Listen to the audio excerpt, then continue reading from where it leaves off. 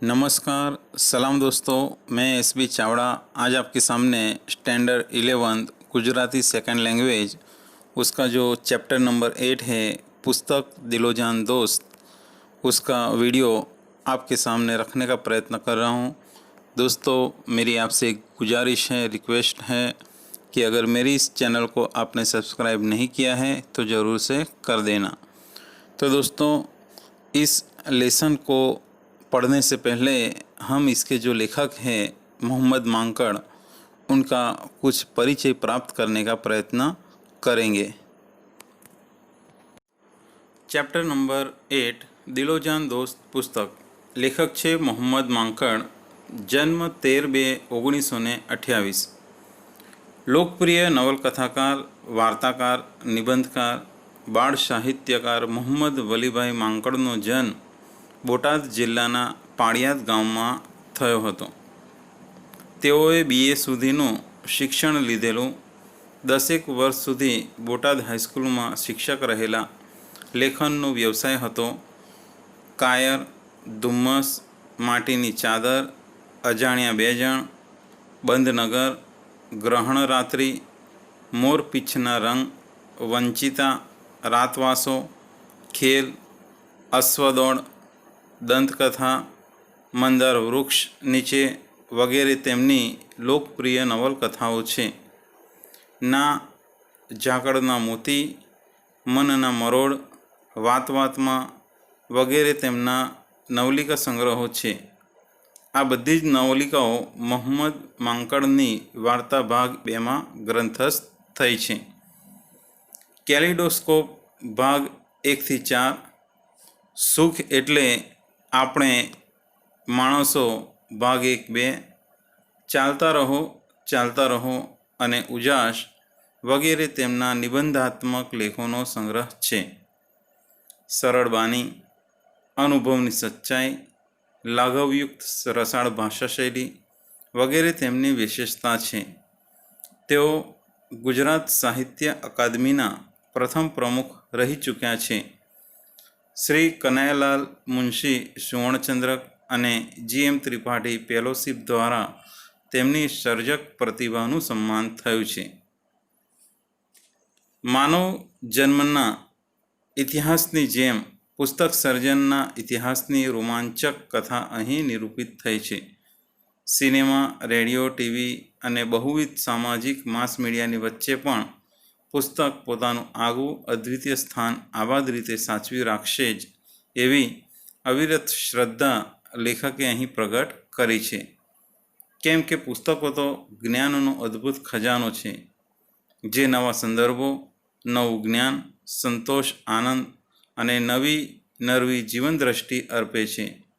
વળી આ ખજાનો ઈચ્છીએ ત્યાંથી ત્યારે તેટલો પ્રાપ્ત કરી શકાય તેમ છે, જે મનુષ્યને રણમાં, ગુફામાં, જેલમાં, દરિયામાં, એકાંત અને એકલતામાં, ખુશી વેદનામાં ટકી રહેવા વિકસવાનું સામર્થ્ય બક્ષે છે। પુસ્તક એ કેવળ ભૌતિક સ્થૂળ વસ્તુ નથી, તેને પણ ક્લેવર, ધબકારા, વિચારો, લાગણીઓ, જ્ઞાન અને આત્મા છે, જે માનવ આત્માની આશા આકાંક્ષાઓને પોષી વિકસાવીને ચિરંજીવિતા, असरकारकता अर्पे छे। यानी आ परिचय अंदर, यानी कि इस परिचय के अंदर हम देखें तो यहाँ पहले ये जो मोहम्मद वली भाई मांकड़ जो है, उनके जन्म स्थान के बारे में बताया है कि भाई उनका जो जन्म स्थान है वो कहते बोटाद जिले का जो पाड़ियाद गांव है, वहाँ उनका जन्म हुआ था। कहते हैं कि उन्होंने BA तक एजुकेशन प्राप्त किया। 10 साल वो बोटाद हाई स्कूल में शिक्षक के रूप में रहे और उन्होंने कहते कि आजीवन लिखने का काम उन्होंने किया। उन्होंने कई रचनाएं भी किए हैं, या जहाँ पर कहते हैं कि उनकी ऐसी कई लोकप्रिय रचनाएं हैं जिनके नाम यहाँ पर बताए हैं। कहते हैं कि उनकी सारी जो नवलिकाएँ हैं बराबर, वो मोहम्मद मांकड़ जो वार्ता है भाग 1-2, उसमें उनकी सारी नवलिकाएँ संग्रहित हैं।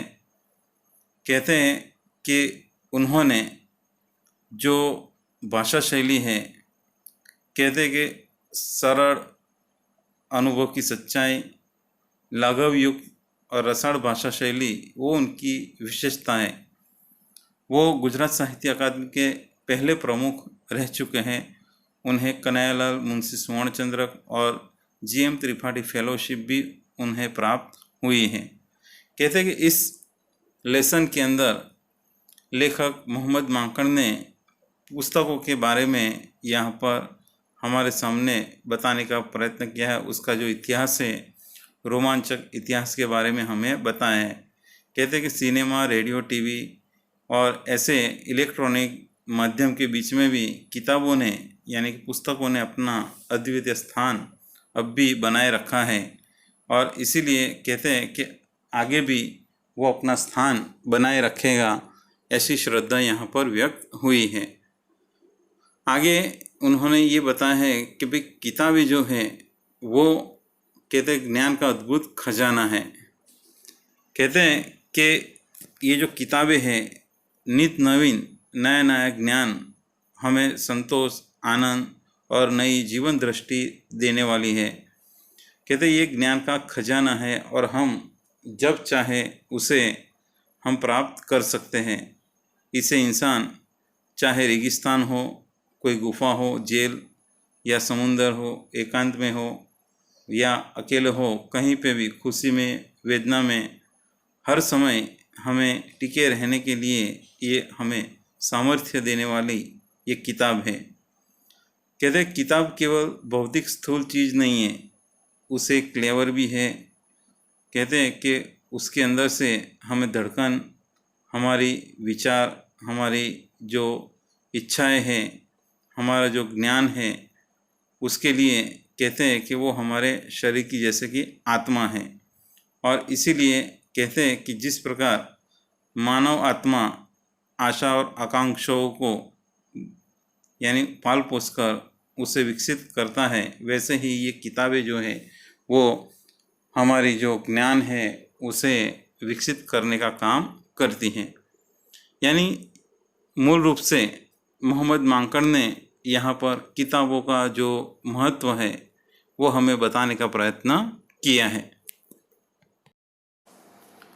પુસ્તક વિશે થોડું લખવાની ઈચ્છા થાય છે, પણ ઈચ્છા થાય છે ત્યારે કદાચ થોડું લખવાનું શક્ય નહીં બને. પુસ્તક શબ્દ યાદ આવતા જ એટલા બધા વિચારો ઉભરાવા માંડે. વાંચેલું, જાણેલું, અનુભવેલું એટલું બધું યાદ આવવા માંડે છે કે થોડું લખવાથી કદાચ સંતોષ નહીં થાય. અને બીજી વાત એ પણ છે કે ગમે તેટલું લખીશ તો પણ સંતોષ નહીં થાય. પુસ્તક આધુનિક માનવીને આનંદ આપનાર કદાચ સૌથી મોટું, સૌથી ઉમદા, સૌથી શિષ્ટ સાધન છે. તેનો આનંદ અનેરો જ હોય છે. ઉમર ખૈયામે પણ એની મસ્તીમાં લખેલું કે here with a loaf of bread beneath the bough, a book of verse and thou beside me singing in wilderness. A wilderness is paradise એનો. કહે છે કે વિરાણ રણમાં, દરિયામાં, પહાડોમાં, ગુફામાં, જેલની કોટડીમાં માણસને જો પુસ્તક મળી જાય તો જાણે કે નવી દુનિયા મળી જાય છે. દોસ્તો, વસ્કી વિશે ક્યાંક વાંચ્યું હતું કે વેનિસ શહેર જોવા એ ગયો ત્યારે વિક્ટર હ્યુગોનું પ્રખ્યાત પુસ્તક લ મિઝરેબલ પ્રકાશિત થયેલું હતું. દોસ્તોયેવસ્કીએ વેનિસ જોવાને બદલે હોટલના રૂમમાં ભરાઈને લ મિઝરેબલ વાંચવામાં અઠવાડિયું કાઢી નાખ્યું. નેપોલિયન રણ મેદાનમાં પણ પુસ્તક વાંચવાનું છોડતો નહોતો. યુરોપને ગેલું લગાડનાર જર્મન મહાકવિ ગેટેની નવલકથા ધ શોરો ઓફ વર્ધર नेपोलियने रण मैदान में वांची हती. यहाँ पर लेखक मोहम्मद मांकड़ अपनी इच्छा जताते हुए ये बताते हैं कि मुझे थोड़ा लिखने की इच्छा हो रही है. कहते हैं कि इच्छा तो होती है कि मैं थोड़ा लिखूं, लेकिन फिर वो शक्य नहीं बनता है। कहते हैं कि पुस्तक शब्द याद आते ही मन में इतने विचार आ जाते हैं, उमड़ आते हैं कि वह अनुभव किया हुआ वो सब मुझे याद आता है। और कम लिखने का जो संतोष है वो मुझे संतोष प्राप्त नहीं होता। और दूसरी बात ये है कि मैं कितना भी लिखूं, लेकिन मेरे मन को संतोष नहीं होगा। पुस्तक आधुनिक मानवी को आनंद देने वाला कदाचित सबसे बड़ा, सबसे उम्दा और सबसे शिष्ट साधन है, जिसका आनंद एक अनेरा अनोखा आनंद होता है। और इसीलिए उमर खयाम जो है, उन्होंने अपनी मस्ती में ये जो कहा था कि यहाँ रोटी के साथ घुटनों के नीचे एक पद्य और तू एक पुस्तक मेरी साथ रेगिस्तान में, गीत गाते एक, जैसे कि रेगिस्तान एक स्वर्ग है। यहाँ ये जो मैंने आपके सामने बताया है वो उसका तर्जुमा है, ट्रांसलेट है हिंदी में। आगे लेखक बताते हैं कि वीरान यानी कि उज्जड़ रण मैदान में, यानी कि रेगिस्तान में, समुंदर में, पहाड़ों में, गुफाओं में, जेल की काल कोठरी में इंसान को अगर कहीं पे अगर पुस्तक मिल जाए, किताब मिल जाए, तो जैसे कि उससे नई दुनिया मिल जाती है। दोस्तोयेवस्की विषय यानी कि उसके बारे में कहीं पर ये पढ़ा हुआ था कि जब वो वेनिस शहर देखने के लिए गया तो उस समय विक्टर ह्यूगो का फेमस जो पुस्तक है ल मिजरेबल प्रकाशित हुआ था। कहते दोस्तोयेवस्की ने वेनिस शहर देखने के बदले अपने होटल के रूम में रहकर ल मिजरेबल पढ़ने के लिए पूरा एक सप्ताह निकाल दिया था। नेपोलियन के बारे में भी कहा है कि नेपोलियन भी रेगिस्तान में, रण मैदान में किताब पढ़ना छोड़ता नहीं था। कहते हैं कि यूरोप को, कहते हैं कि पागल बनाने वाला जर्मन महाकवि गेटे की जो नवल कथा है the sorrow of Werther, Napoleon ने उसे रण मैदान में ही पढ़ी थी। પુસ્તકની પ્રશસ્તિ લખવા બેસીએ તો પાર ન આવે। માણસને તેની સાથે એવી મોહબ્બત છે કે પુસ્તક સાથે તે હસે છે, રડે છે, ઉદાસ થઈ જાય છે, આનંદ પામે છે। પુસ્તકની હાજરીમાં પોતાની જાત સાથે વાતો કરવા લાગે છે અને પોતાની જાતને ક્યારેક તો માત્ર પુસ્તક પાસે જ તે ખુલ્લી કરે છે। પુસ્તક એક આધુનિક માનવી માટે દિલોજાન દોસ્ત છે। Oh for a book and shady nook, either indoor or out, where I may read all my age, both of the new and old, for a jolly good book whereon to look is better to me than gold। આ અંગ્રેજી લોકગીત માણસના પુસ્તક સાથેના સંબંધની અને તેના ઉમળકાની વાત કરે છે।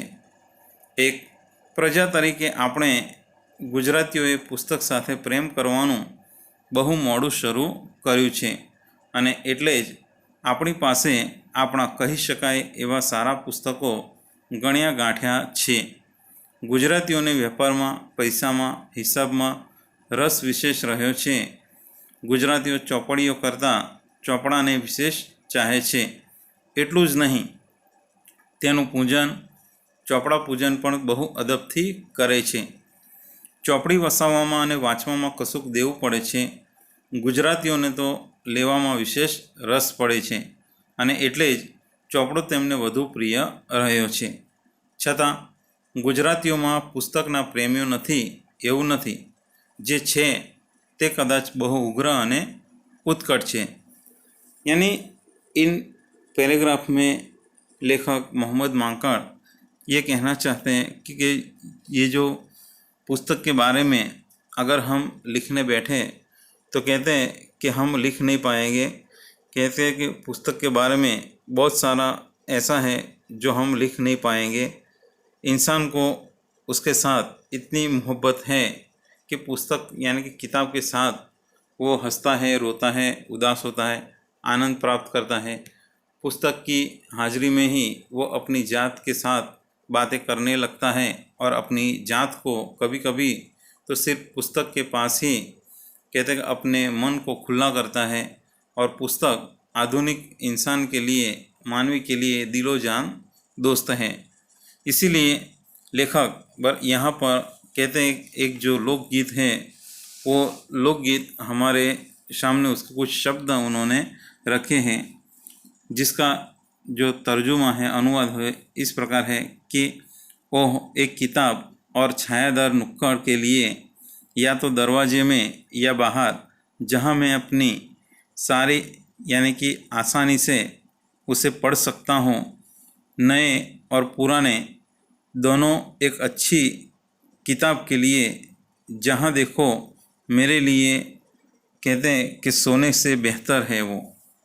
यानी यहाँ पर किताब को सबसे कहते हैं कि महत्वपूर्ण माना गया है। यहाँ पर ये कहा गया है कि ये जो किताब जो है, पर कि किताब को सोने से भी ज़्यादा महत्वपूर्ण समझा गया है।